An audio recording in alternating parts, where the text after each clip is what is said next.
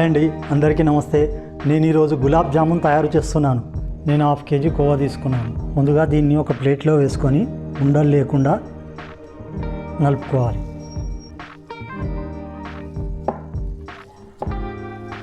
దీంట్లోనే 60 గ్రాముల పన్నీర్ వేసుకొని నలుపుకుందాం. ఇప్పుడు పన్నీర్ బాగా నలిగింది. దీంట్లోనే కోవా వేసి కలుపుకుందాం.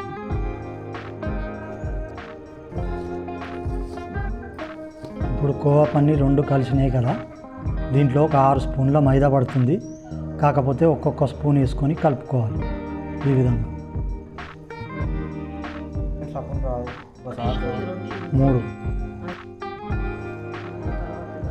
ఒక చిటికెడు సోడా వేసుకుందాం. ఒక 15 మినిట్స్ రెస్ట్ ఇద్దాం.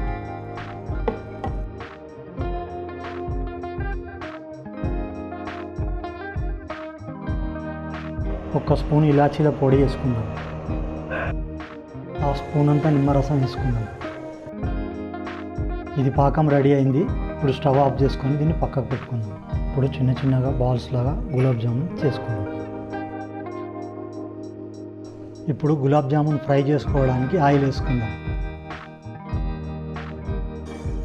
ఆయిల్ వేడైంది. ఇప్పుడు ఒక్కొక్క జామున్ ఫ్రై చేసుకుందాం.